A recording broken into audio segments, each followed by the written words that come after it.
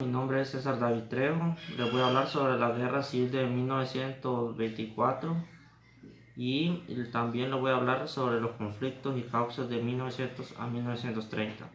Pues en primer lugar les voy a hablar sobre la Guerra de 1924.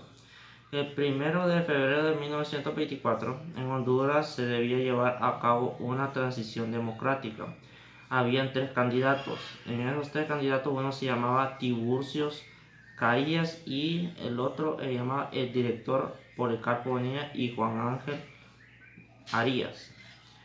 Estos candidatos obtuvo la mayoría absoluta que exigía el artículo 79 de la ley electoral para elegir al nuevo presidente de Honduras. Revuelta por el poder. Unos días de finalizar, el general Carías partiría bajo la oscuridad para reclamar el poder político e iniciar una revuelta que él mismo denominaba revolución. Las acciones militares de los partidos de Carías no se harían esperar. El 14 de febrero el general Mariano Beltrán, al mando de 125 hombres, toma Ciguatepeque. La intervención norteamericana en el enclave minero y bananero tendría graves consecuencias para Honduras, sobre todo la cara a sus relaciones económicas y militares para el imperialismo norteamericano. En la zona norte del país se desarrollaría la flores de banano. Poco a poco los campesinos vieron cómo era desplazado por grandes compañías bananeras.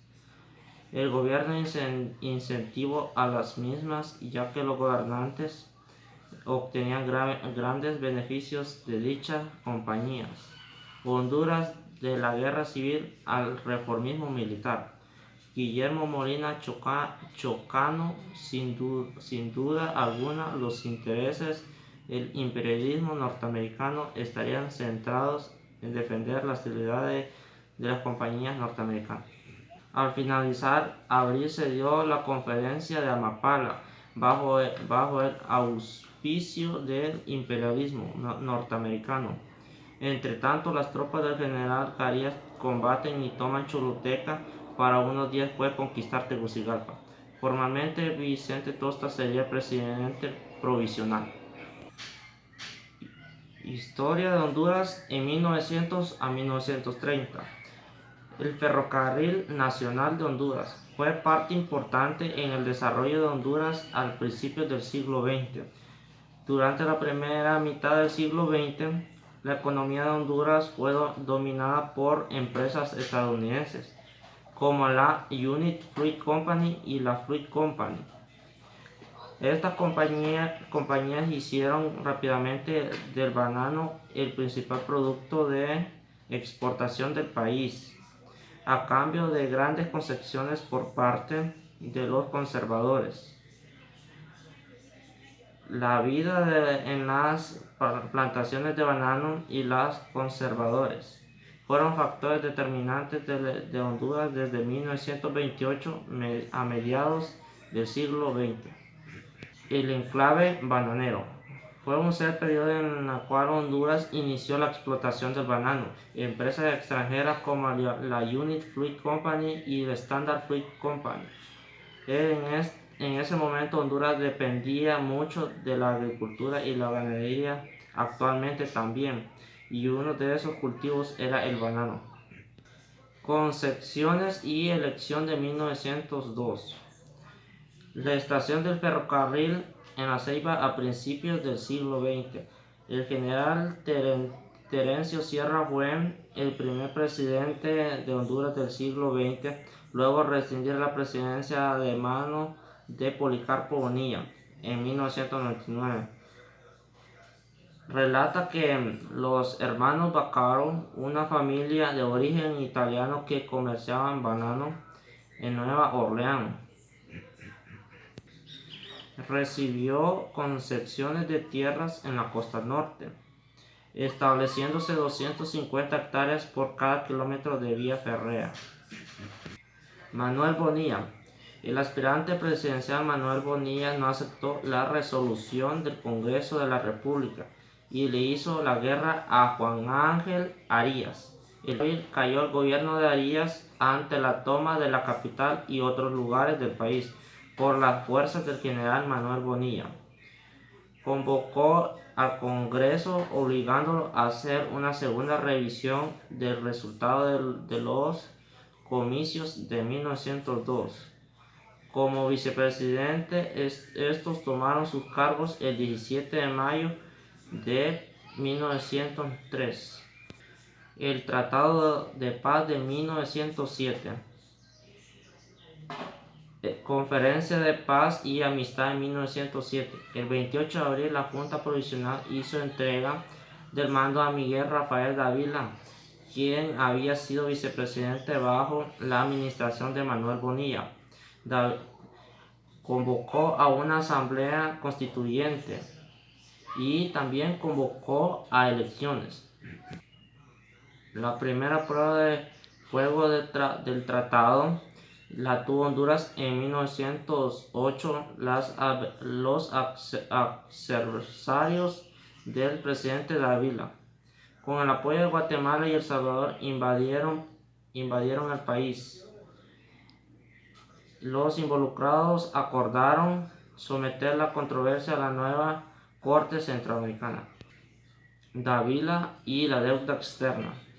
Durante su administración, Miguel Dávila trató de modernizar el país, pero además de luchar contra la oposición, el presidente se encontró la difícil tarea de lidiar por la deuda externa de Honduras, valorada en $120 millones.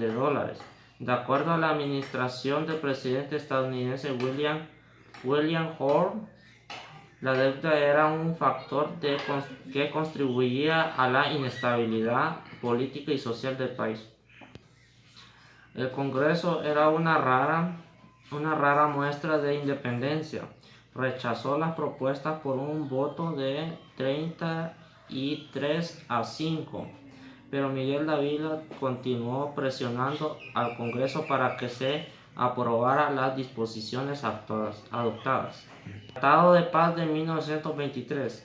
Las elecciones de 1912 fueron ganadas por Manuel Bonilla, pero murió a poco más de un año en el cargo. Regresó a la presidencia en 1916 y ganó la elección por un periodo que duró hasta 1920. El gobierno de Francisco Bertrand representó mayoritariamente los intereses estadounidenses sobre los nacionales. Rafael López Gutiérrez, candidato a la oposición, y el general Vicente Tosta, el embajador estadounidense, intervino para Bertrand saliera del poder y abandonando el país. General Vicente Tosta. Una fuerza de infantes de marina y marineros se despachó incluso hacia el interior a Tegucigalpa para brindar protección adicional a la delegación de los Estados Unidos. Rafael López Gutiérrez murió y el control del país recayó el gabinete del gobierno. El general Carías, líderes rebeldes controlaban la mayor parte del campo. Miguel Paz Barahona. Algún debate se negó a nombrar a un candidato y el 28 de diciembre Paz Barahona ganó el Partido Nacional, nominado a Miguel Paz Barahona. El presidente, después de elección por unanimidad, Paz Barahona asumió el 1 de febrero de 1925. Durante su gobierno, Miguel Paz Barahona se encargó de garantizar el regreso de los exiliados políticos y cancelar la deuda con Inglaterra. Vicente Mejía Colindres. Mejía Colindres obtuvo una victoria decisiva al lograr 62 votos a favor a 47 de Carías. Lo más sorprendente de esta elección fue la aceptación pública de Carías de su derrota. Mejía Colindres asumió el cargo de 1929 con grandes esperanzas para su administración y su nación. Las exportaciones de banano representaban a ese entonces el 90% de la exportación. En 1930, Honduras se había convertido en el principal producto del banano en el mundo.